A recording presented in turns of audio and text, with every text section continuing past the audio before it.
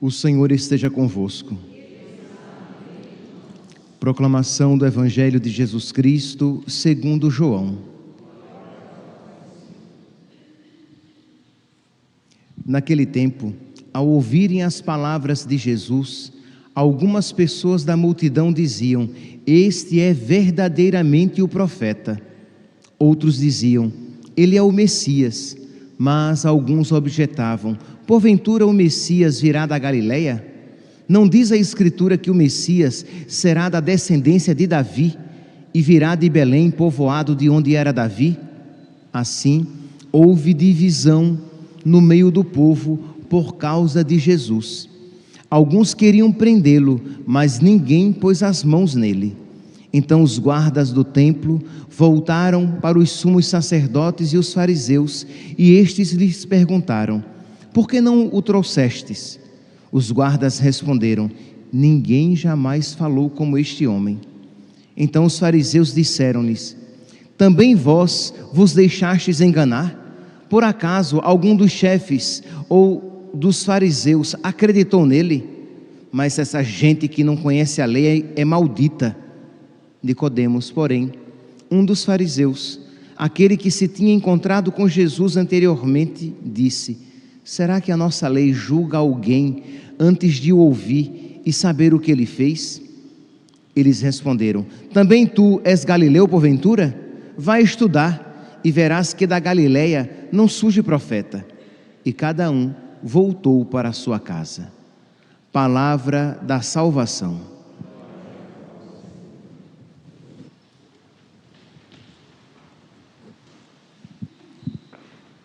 Caríssimos irmãos e irmãs, estamos no final, no último dia desta primeira parte da quaresma, digamos, já que amanhã nós já estaremos com as imagens veladas, com as imagens cobertas, e iniciamos o tempo da paixão, porque tanto amanhã como no domingo de Ramos, nós ouviremos um relato da paixão.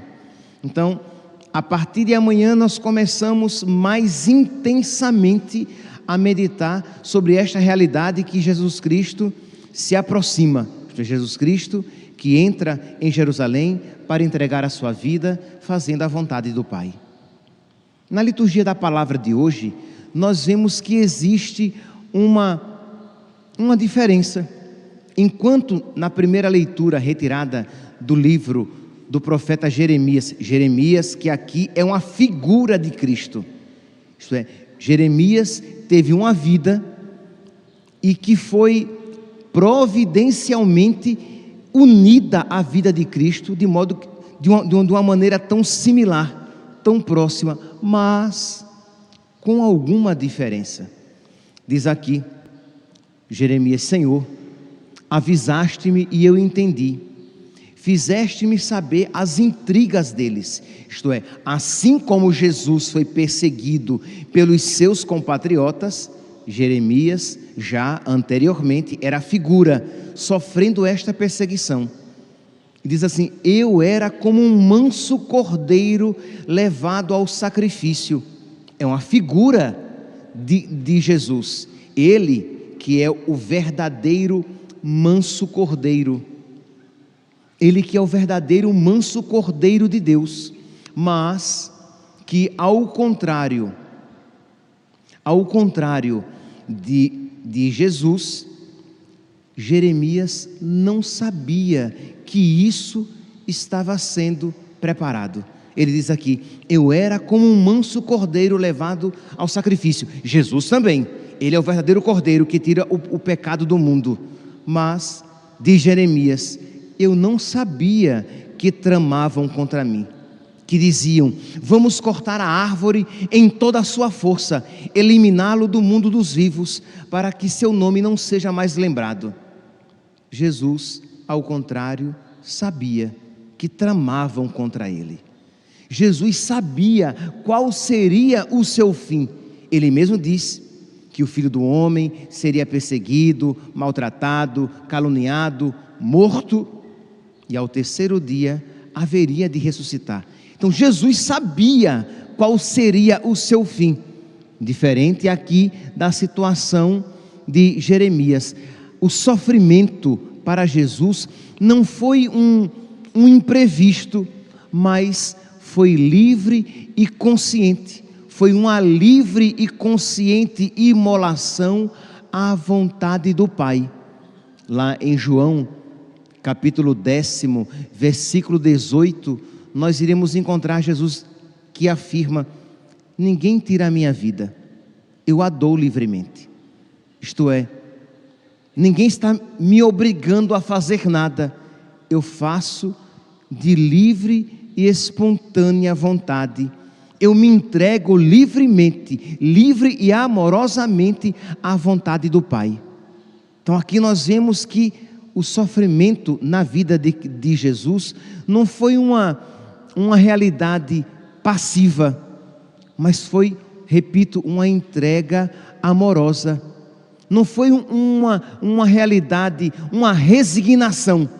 Isto é, o que é uma pessoa resignada? O que é uma paciência resignada? É uma atitude diante de uma situação contra a qual eu não posso fazer nada. É uma atitude diante de uma situação para a qual eu não tenho solução. Então, sei lá, apenas um exemplo.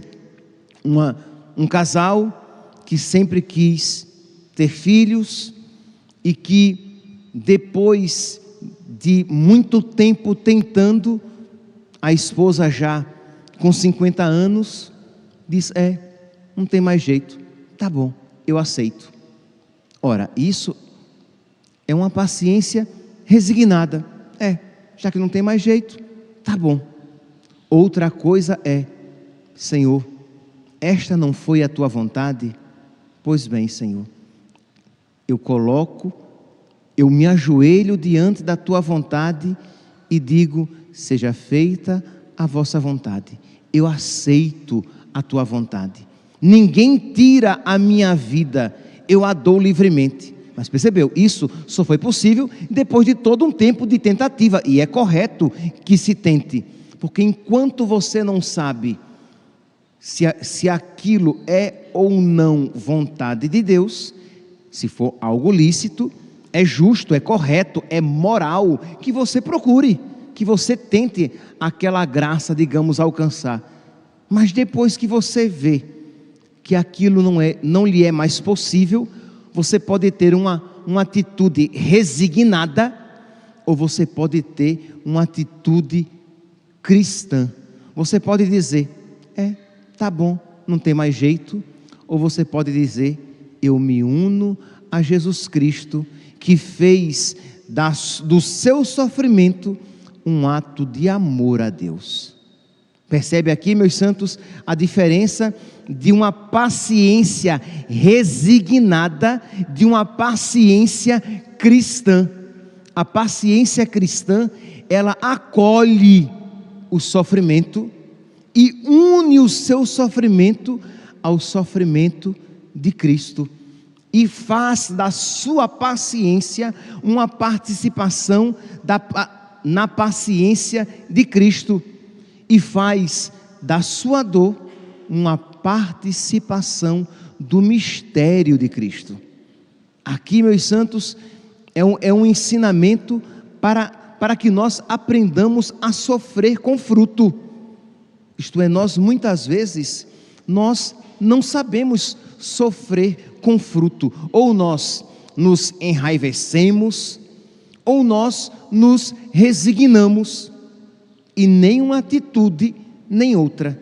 Nem você, diante de uma realidade para a qual você não tem solução, nem você se enraivece e se revolta, nem você simplesmente aceita resignadamente, mas você é chamado a dizer: Senhor, eu amo a tua vontade. É isso o que queres? É isso o que permites? Muito bem, Senhor, eu me curvo, eu me prostro diante da tua vontade e digo: faça-se. Eu digo como tu disseste, ninguém tira a minha vida. João, capítulo 10, versículo 18. Ninguém tira a minha vida, eu a dou livremente. Tu queres isso de mim?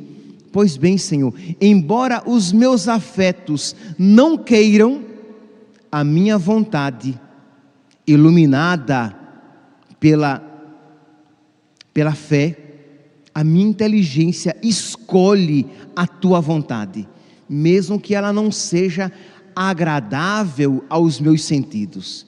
Porque, meus santos, o justo vive pela fé, não pelos sentimentos. É claro que para aqueles que estão ainda no início do processo de santificação, para aqueles que estão no início, as suas vontades sensíveis nem sempre estarão em harmonia com a vontade de Deus. Mas quanto mais você crescer na sua amizade com Deus, até as suas vontades sensíveis amarão e se alegrarão com a vontade de Deus. Não é que a vida do cristão será sempre o que? Ele renuncia à sua vontade sensível e dolorosamente, mas cheio de fé, ele abraça a vontade de Deus. Sim, no início, mas se você progredir na sua união com Deus, até os seus afetos desejarão se unir ao mistério da cruz. Até os seus afetos, parece algo extraordinário, e o é de fato, porque isto é um efeito, é uma ação da graça. Até os seus afetos vão amar a vontade de Deus e vão amar serem crucificados juntamente com Deus, juntamente com Cristo. Por quê?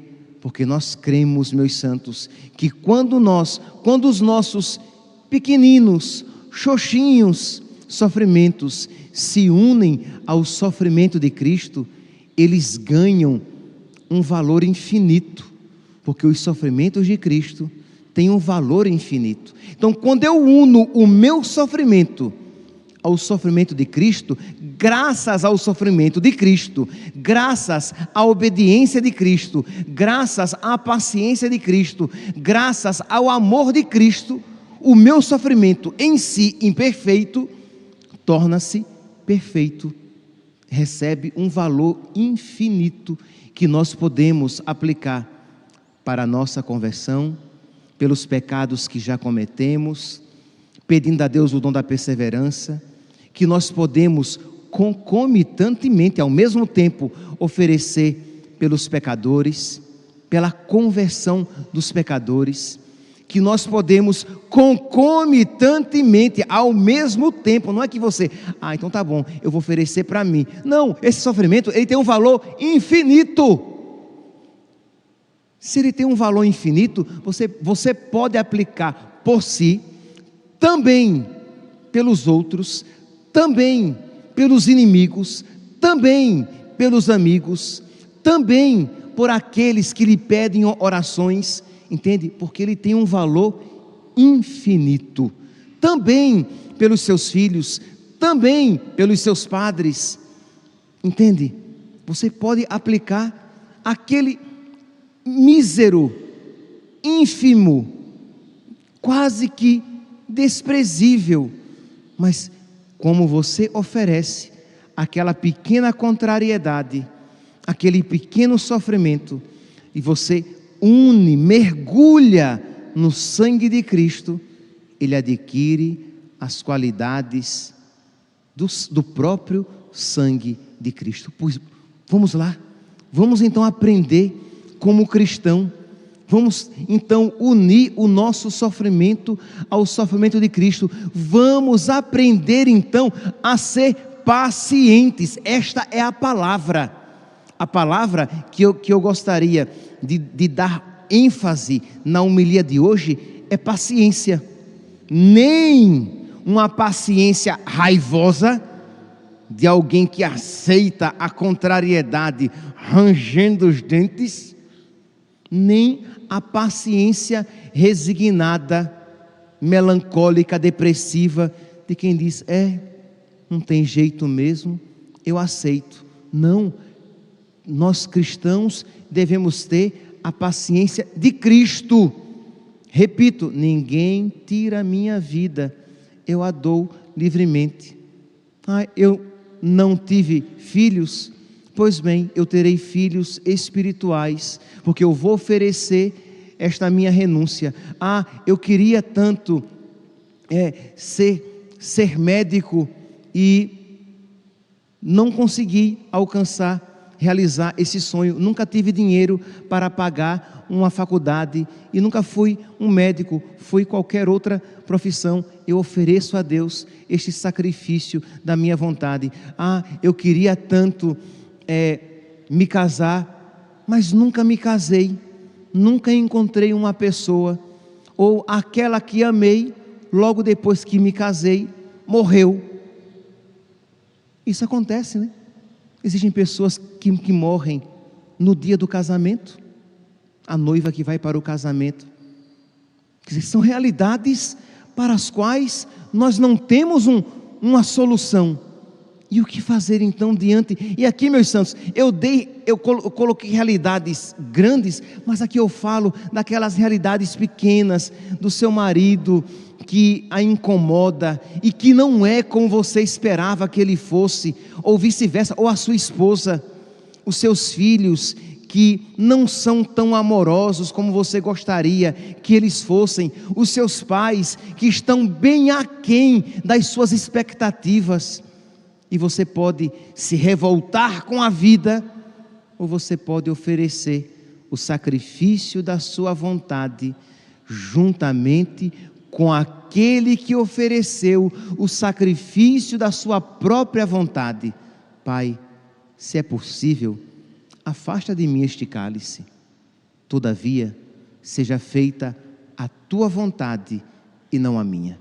Repare, Jesus, o Filho de Deus, sacrificou a sua própria vontade para nos dar o exemplo de como nós devemos sacrificar a nossa vontade, não com uma paciência contida, raivosa, e nem com a paciência tristonha, deprimida, mas com aquela paciência cristã que sabe que quando sacrifica livre e amorosamente algo a Deus, livre e amorosamente une o seu sacrifício ao sacrifício de Deus, ele ganha um valor infinito, um valor sobrenatural e infinito. Então vamos lá, vamos então começar, vamos agora colocar aqui de uma maneira bem prática. E como então nós vamos fazer isso na nossa vida?